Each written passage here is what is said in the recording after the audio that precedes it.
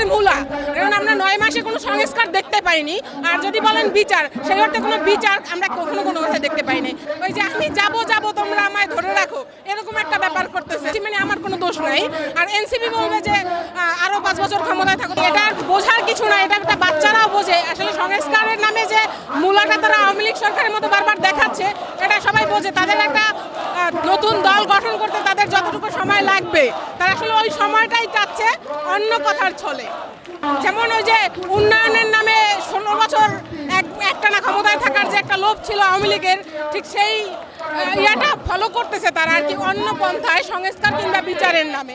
আমরা দেখতে পাচ্ছি দীর্ঘ এতগুলো মাস কেটে যাওয়ার পরও তেমন কোনো উল্লেখযোগ্য সংস্কার কিংবা বিচার কোনোটাই আমরা দেখতে পাইনি। আসলে কি সংস্কার নাকি সংস্কারের মূলা, সেটা জনগণ বুঝতে পারে। ইউনিশ বলতেছে পদত্যাগ করবে কি করবে না, এটা আসলে আমি বলতে পারবো না। এটা অবশ্যই এটা রাজনীতির একটা অংশ হতে পারে তাদের। তবে আমার যেটা মনে হয়, তার সে ওই যে আমি যাব তোমরা আমায় ধরে রাখো, এরকম একটা ব্যাপার করতেছে। যে আছে না যে আমি যাচ্ছি, এটা হচ্ছে বলতেছি যাতে আমাকে কেউ আটকাও। তো ওরা হচ্ছে যে একদিক থেকে বলবে আমি যাচ্ছি, মানে আমার কোনো দোষ নাই।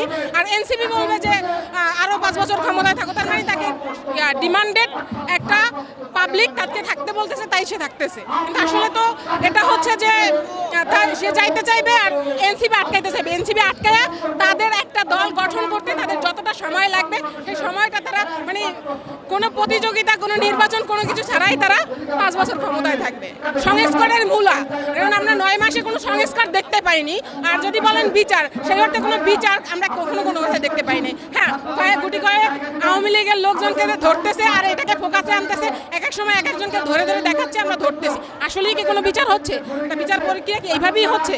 আপনি ইয়া করলে দেখতে পারবেন যে বিচার বহির্ভূত যে ওগুলো সবগুলাই মোটামুটি এখন দেখা যায় যে কোনো বিচার হচ্ছে না।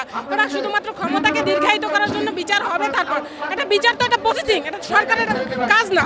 বিচার হচ্ছে আদালতের কাজ। আদালত তার প্রক্রিয়াধীনভাবে স্বাধীন যদি আদালত থাকে, দেশের বিচার বিভাগ যদি স্বাধীন থাকে, তাহলে তো বিচার এমনিতেই হবে। তো আমরা বিচার বিভাগকে স্বাধীন তো রাইখে দিতে পারি।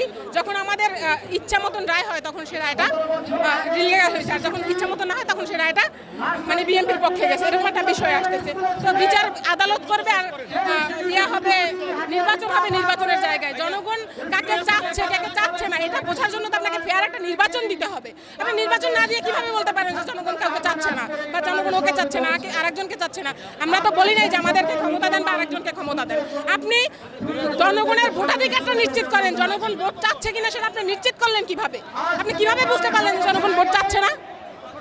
এই মুহূর্তে বাংলাদেশে একটা নির্বাচিত সরকারই পারে বাংলাদেশের হালকে পরিবর্তন করতে। কারণ এখন আপনি যে কোনো ডিসিশনে দেখেন, গত কয়েকদিন আগের একটা মেজরের টক শোতে দেখলাম, উনিও বললো যে আসলে আর্মিরা যদি এখন কোনো ডিসিশন নিতে যায়, তাদেরকে সেই ডিসিশনটা আসার জন্য তাদেরকে একটা নির্বাচিত সরকার দরকার। নির্বাচিত সরকার ছাড়া আসলে এটা সম্ভব না যে একটা ডিসিশনে তারা পৌঁছাবে।